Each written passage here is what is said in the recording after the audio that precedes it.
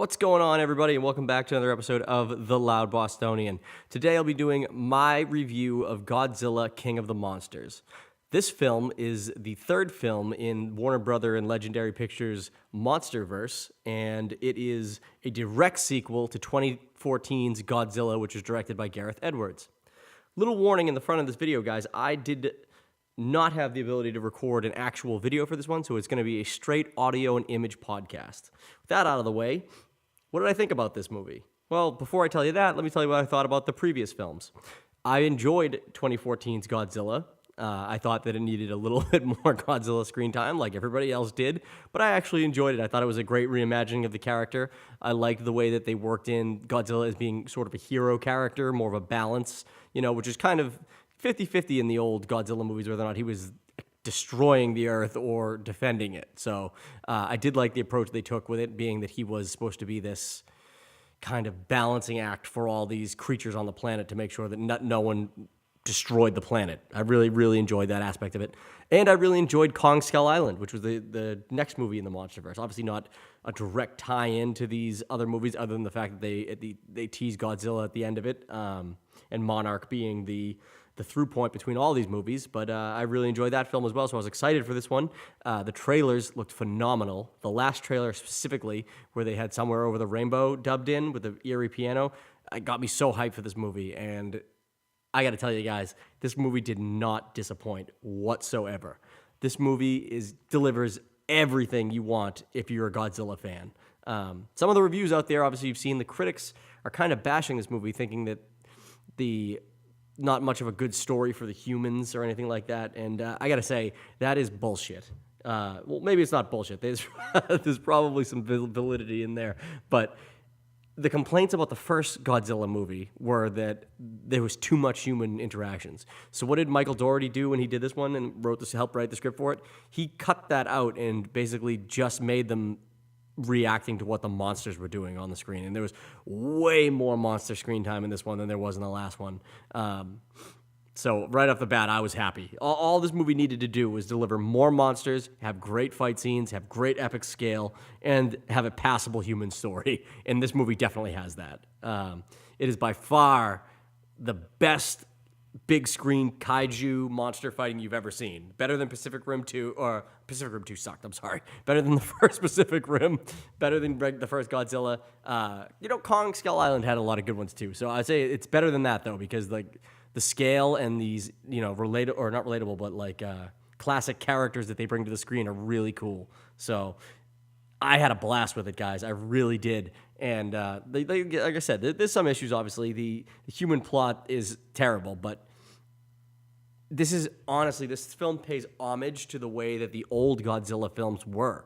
There wasn't much of a human plot in any of those, especially the ones where it was Godzilla versus something. It was just, the humans were just there reacting to what the monsters were doing, and that's exactly what this movie does. It is a direct homage, or pays direct homage to all those classic Godzilla movies. This is a classic Godzilla movie retold with modern graphics on a much larger scale, and it fucking rocks. It really does.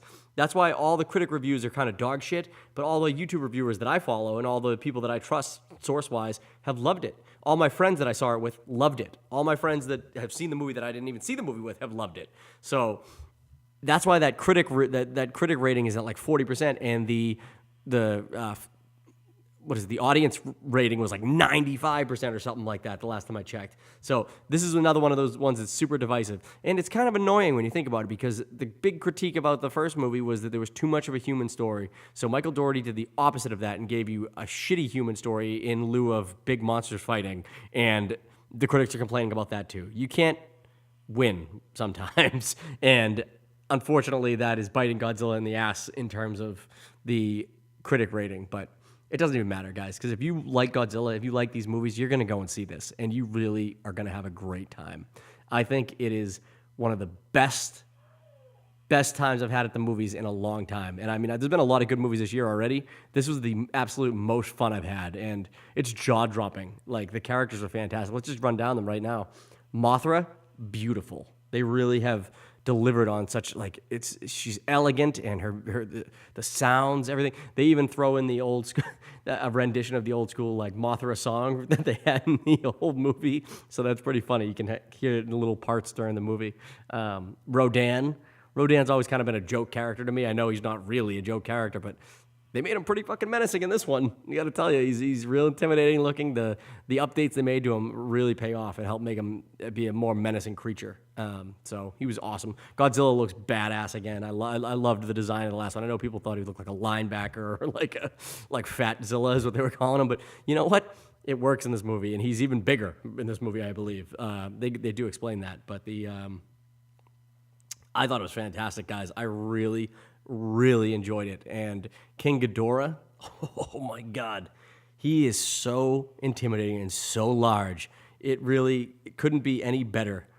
This movie just delivered on all accounts with King Ghidorah, and it's absolutely the version you expect from. This is a slight spoiler.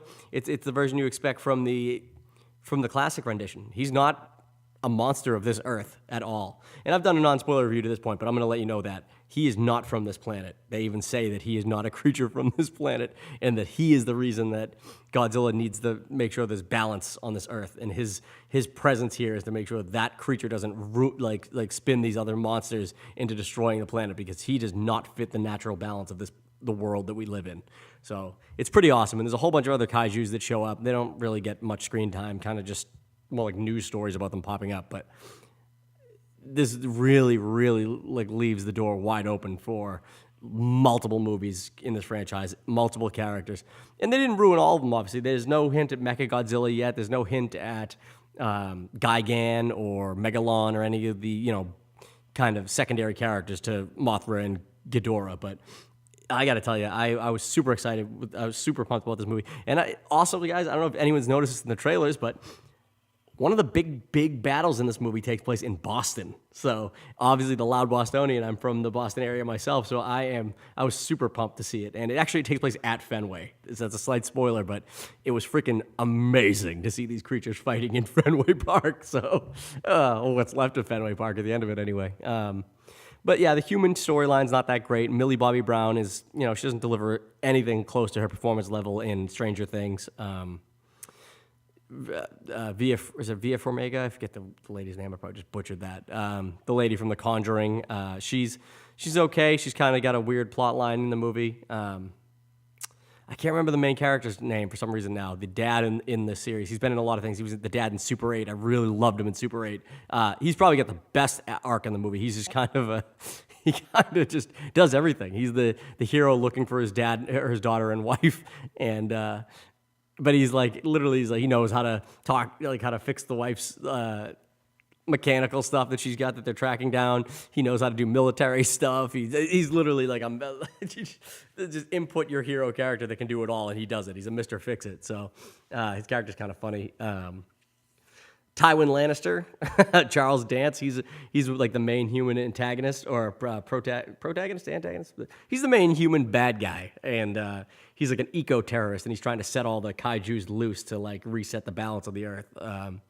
It's because there's too much population, and they referred back to the what happened to the events of San Francisco in the first Godzilla movie, and that after the fight that they had there, like due to the radioactivity of the creatures that were fighting, like new plant life started growing up in San Francisco, and it's like this beautiful tropical paradise now. So he believes that by setting these things loose, he's going to be able to, reset humanity. Who cares if they kill billions of people? But it was a great time at the movies, guys. I really enjoyed it. It is absolutely a summer popcorn flick.